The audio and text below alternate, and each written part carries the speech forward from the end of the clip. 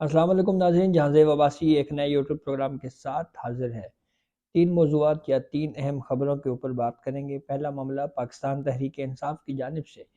ایک مطالبہ کیا گیا ہے سپریم کورٹ آف پاکستان سے۔ وہ کیا مطالبہ ہے، کیوں قاضی فائز عیسیٰ سے امیدیں ہیں اب پاکستان تحریک انصاف کو، یا کیا توقعات ہیں۔ دوسرا، جو فوجی عدالتوں کے حوالے سے ایک اپڈیٹ آئی ہے، وہ بھی آپ سے شیئر کریں گے۔ تیسرا، منی لانڈرنگ کیس کے حوالے سے مونس الہی اور پرویز الہی کے حوالے سے جو ہے وہ ایک خبر یہ ہے کہ ان کے جو اکاؤنٹس ہیں ان کو مجمد کر دیا گیا ہے، فریز کر دیا گیا ہے۔ تو سب سے پہلے چودھری پرویز الہی سابق وزیر اعلیٰ پنجاب اور ان کے بیٹے مونس الہی کے حوالے سے جو کیس ہے، اس میں ایگزیکٹلی کیا ہوا وہ آپ سے شیئر کرتے ہیں۔ سب سے پہلے تو آپ کو بتائیں کہ اس کیس میں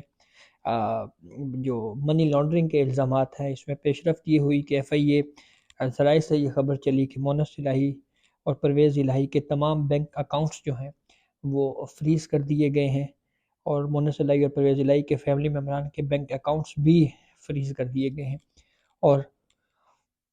جو پوری کارروائی ہے یہ ایف آئی اے نے کی ہے، اور اس میں 100 سے زائد اکاؤنٹس جن کے بارے میں بتایا جا رہا ہے یہ فریز ہوئے ہیں، اور مبینہ طور کے اوپر ان اکاؤنٹس میں الزام یہ ہے کہ یہ کرپشن اور منی لانڈرنگ کے ذریعے جو ہے وہ پیسہ بنایا ہے۔ اس کے علاوہ مونس الہی کو کورٹ جو ہے وہ اشتہاری قرار دے چکی ہے، اور ان کے ریڈ وارنٹ بھی جاری کیے جانے کا جو ہے وہ امکان ظاہر کیا جا رہا ہے۔ اس کے علاوہ یہ بھی کہا جا رہا ہے کہ مونس الہی کو ریڈ وارنٹ کے ذریعے انٹرپول کے تحت کے ذریعے جو ہے وہ گرفتار کر کے پاکستان واپس لائے جانے کے حوالے سے بھی خبریں گردش کر رہی ہیں، لیکن انٹرپول کے ذریعے اس سے پہلے تو ہمیں کوئی مثال نہیں ملتی جس میں کسی کو اس طرح سے واپس لایا جائے۔ الطاف حسین کی ہم مثال دیکھ لیں، ایک وقت پہ پاکستان تحریک انصاف کی حکومت تھی، اسحاق ڈار کے حوالے سے بھی بڑی باتیں ہو رہی تھیں، میاں محمد نواز شریف کے حوالے سے بھی بڑی باتیں کی جاتی رہیں، لیکن پریکٹیکلی جو ہے اس حوالے سے بھی کچھ نہ ہو سکا۔ تو دوسری جانب لاہور کی احتساب کورٹ نے ترقیاتی منصوبہ میں اربوں روپے کے مبینہ کک بیکس وصولی کے معاملے کے اوپر بھی مونس الہی کو جو ہے وہ اشتہاری قرار دے رکھا ہے۔ اب دوسری خبر پہ آتے ہیں، اور وہ خبر ہے جناب پاکستان تحریک انصاف کی جانب سے چیف جسٹس آف پاکستان قاضی فائز عیسیٰ سے مطالبہ کیا ہے، یا سپریم کورٹ آف پاکستان سے مطالبہ کیا ہے، اور وہ مطالبہ پاکستان تحریک انصاف کا یہ ہے کہ پاکستان تحریک انصاف کے خلاف جو ہے وہ امتیازی کارروائیاں ہو رہی ہیں، لیول پلینگ فیلڈ نہیں مل رہی، یعنی یکساں مواقع پالیٹکس میں یا جو سیاسی سرگرمیوں میں شمولیت کے لیے جو ہے وہ ان کو مساوی مواقع فراہم نہیں کیے جا رہے۔ اس لیے پاکستان تحریک انصاف نے یہ مطالبہ کیا ہے سپریم کورٹ آف پاکستان سے کہ وہ اس معاملے پہ از خود نوٹس لے اور تمام پولیٹیکل پارٹیز کے لیے انتخابات میں مساوی مواقع فراہم کرنے کو یقینی بنائے۔ اور یہ مطالبہ تحریک انصاف کی کور کمیٹی کے اجلاس میں ہوا، اور یہ اجلاس کے بعد پھر اس کا باضابطہ طور کے اوپر ایک اعلامیہ جاری کیا گیا، اور اس اعلامیہ میں یہ کہا گیا کہ الیکشن کمیشن عام انتخابات کے لیے 8 فروری کا تعین کر چکا ہے، اور شفاف انتخابات جو ہیں وہ آئینی جمہوری تقاضا ہے۔ اس کے علاوہ اس جو اعلامیہ پاکستان تحریک انصاف کی جانب سے جاری کیا گیا، اس میں یہ بھی کہا گیا ہے کہ پاکستان تحریک انصاف اور ان کے کارکنان کے خلاف ظلم و انتقام جاری ہے، ووٹوں کی حرمت پامال کی گئی تو مزاحمت کے سوا کوئی چارہ نہ ہوگا۔ Supreme court P T I کے خلاف امتیازی کارروائیوں کے اوپر از خود نوٹس لے، اور تمام پولیٹیکل پارٹیز کے لیے بھی یہ یکساں طور کے اوپر سیاست میں یا سیاسی سرگرمیوں میں حصہ لینے کے مواقع میسر آنے چاہیے۔ اس کے علاوہ یہ بھی کہا گیا اس اعلامیہ میں کہ انتخابات کے لیے پارٹی امیدواروں کے تعین پر بھی غور کیا گیا، اور یہ فیصلہ ہوا قومی صوبائی اسمبلیوں کی نشستوں پر اپنا امیدوار کھڑا کریں گے، یعنی پاکستان تحریک انصاف ہر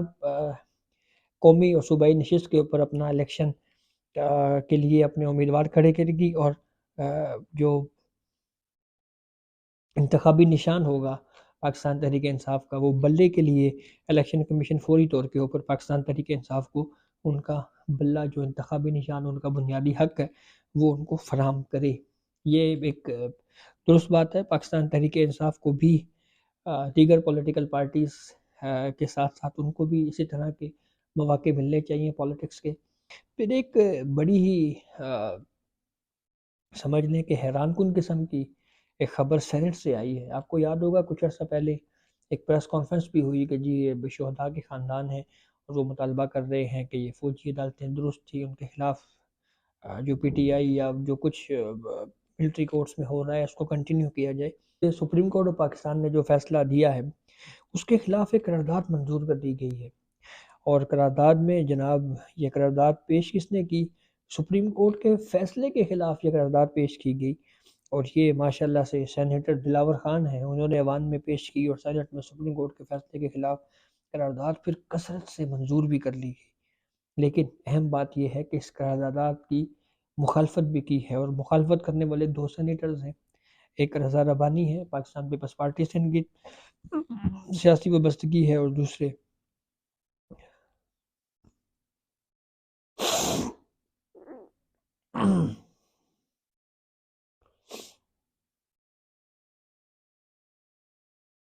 اور سب سے اہم بات یہ ہے کہ اس قرارداد کی مخالفت کرنے والے بھی موجود تھے، یعنی صرف دو سینیٹرز نے اس قرارداد کی مخالفت کی، جس میں صف اول پاکستان پیپلز پارٹی کے سینیٹر رضا ربانی اور پھر دوسرے نمبر پہ سینیٹر مشتاق احمد تھے، جنہوں نے اس قرارداد کی مخالفت کی۔ اور قرارداد میں کہا گیا کہ سپریم کورٹ کا فیصلہ قانون کو دوبارہ لکھنے کی کوشش ہے، اور سپریم کورٹ کا فیصلہ پارلیمنٹ کی قانون سازی کے اختیار پر بھی اثر انداز کی کوشش ہے۔ پاک فوج پر حملہ کرنے والوں کے خلاف آرمی ایکٹ کے تحت ٹرائل آئینی اور قانونی دائرہ کار میں ہے، اور ریاست مخالف جلاؤ گھراؤ اور تشدد کے ملزمان کے خلاف آرمی ایکٹ کے تحت جو ہے وہ چلایا جائے، اور یہی روک تھام کرتا ہے۔ اور پھر سپریم کورٹ کے فیصلے کے خلاف اب اس قرارداد میں پھر یہ بھی کہا گیا جی کہ شہداء کے خاندانوں کے ساتھ سینٹ کھڑا ہے، شہداء کے لواحقین نے اس فیصلے پر عدم تحفظ اور غداری کے احساسات کا اظہار کیا۔ پھر اس کے بعد خدشات ہیں کہ ملٹری کورٹ ٹرائل کی عدم موجودگی میں دہشت گردی کی حوصلہ افزائی ہوگی، اور پھر یہ بھی کہا کہ سپریم کورٹ کا فیصلہ مسلح افراد اور سویلین کے شہداء کی قربانیوں کو رائے گاں کرتا ہے، اور ملٹری کورٹس نے دہشت گردوں کو ختم کرنے میں اہم کردار ادا کیا۔ پھر جناب اس قرارداد میں یہ بھی لکھا ہوا ہے کہ آرمی ایکٹ میں آئین کے تحت آرٹیکل 10A کے تحت شفاف ٹرائل کا بھی حق حاصل ہے، اور آرمی ایکٹ کی متعلقہ شکوں میں ٹرائل کے دوران آئین کی خلاف ورزی بھی نہیں ہوتی۔ ماشاءاللہ جی، یہ بھی اس قرارداد میں کہا گیا، اور پھر یہ بھی کہا گیا کہ جب تک لارجر بینچ اس کا جائزہ نہ لے، فیصلے پر عمل درآمد نہ کیا جائے۔ بینچ کا فیصلہ اتفاق رائے سے نہیں ہوا، قانونی ابہام ہے، لارجر بینچ اس کا جائزہ لے، فیصلے پر نظر ثانی کی جائے۔ ملٹری کورٹس کے خلاف فیصلے سے دہشت گردی کو فروغ ملے گا۔ 9 مئی کے واقعات میں ملوث افراد کا ملٹری کورٹس میں ٹرائل کیا جائے۔ پارلیمنٹ نے ملٹری کورٹس کی اجازت دی تھی، فیصلہ پارلیمنٹ کی اختیارات میں مداخلت ہے۔ اور جناب یہ دو ہی سینیٹر سے جنہوں نے اس کی مخالفت کی ہے، جو جیسے میں نے آپ کو بتایا سینیٹر مشتاق اور سینیٹر رضا ربانی صاحب۔ اس فیصلے کے خلاف بھی اسی ہفتے میں کہا جا رہا ہے کہ انٹرا کورٹ اپیل بھی دائر ہو جائے گی۔ تو دیکھنا یہ ہے کہ اس پہ سپریم کورٹ کیا فیصلہ کرتی ہے اور بینچ کیا جو ہے وہ تشکیل دیا جاتا ہے۔ تو یہ اب تک کی اپڈیٹ تھی جس سے ہم نے آپ کو آگاہ کیا۔ بہت شکریہ۔